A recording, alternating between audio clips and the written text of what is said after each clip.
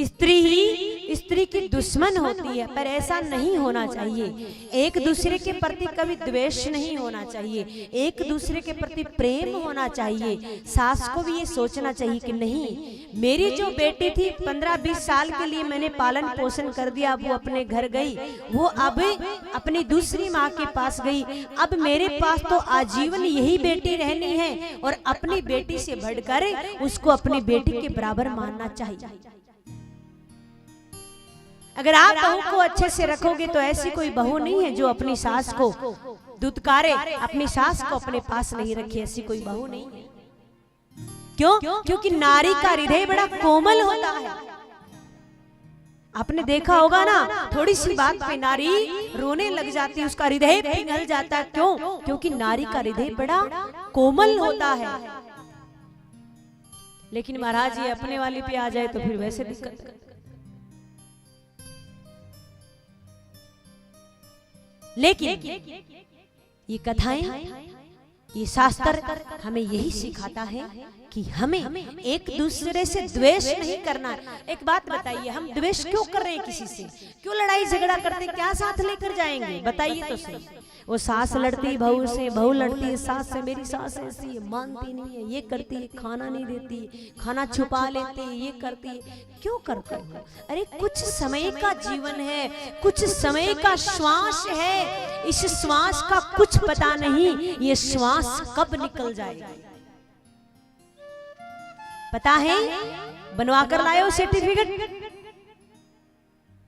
कि भाई मैं तो 60 साल जीऊंगा पूरा। पता है किसी को? इस श्वास का कुछ पता नहीं है। आपको तो बस इस हर श्वास के पीछे हरि का नाम लेना चाहिए। एक भी श्वास आपकी व्यर्था नहीं जानी चाहिए। आपको कोशिश यही करनी चाहिए कि मेरी एक भी श्वास खाली नहीं जाए। झाड़ू निकाल रहे हो तो भी सीताराम सीताराम राधे श्याम होना चाहिए।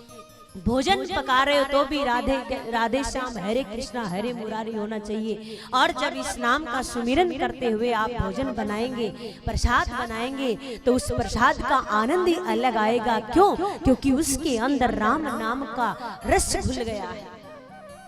और जब आप मन में रहता है वो ऐसी है, आज उसकी खैर नहीं है, मैं उसको ये करकरी मानूंगी, तो वो भोजन में भी स्वाद नहीं है, फिर वो भोजन भी कड़वा लगता है। फिर तो बिगर मिर्ची डाले ही मिर्ची का, मिर्ची से भी डबल आनंद आता है उसमें।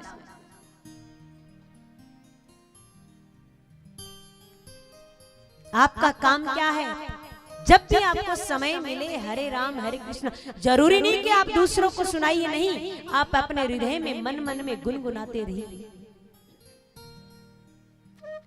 कई बार देखते हैं ना, 2-4 माताएं इकट्ठी हो जाती, क्या बात करती है? मेरी बहू तो 5 बजे उठती है। दूसरी कहती है मेरी बहू तो कोई काम की नहीं, 8 बजे उठती है, चाय भी मैं ही बनाकर ले जाती हूं। ऐसी बातें नहीं।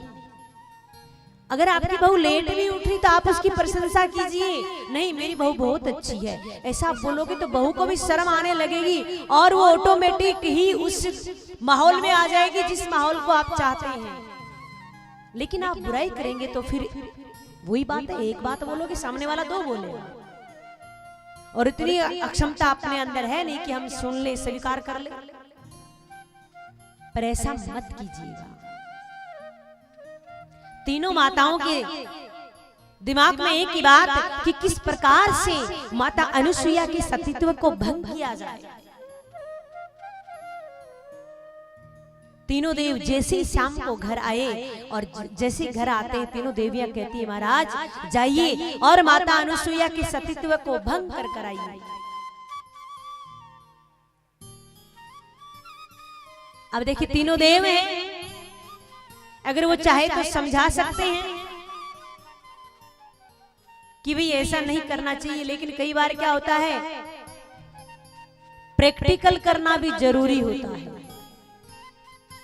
भैया आप किसी को बोलोगे कि मेरे को इतना आता है, मैं ऐसा कुछ कर सकता हूं, तो पता नहीं सामने वाला माने या ना माने, लेकिन आप प्रैक्टिकल कर कर दिखा दोगे तो वो जरूर मानेगा।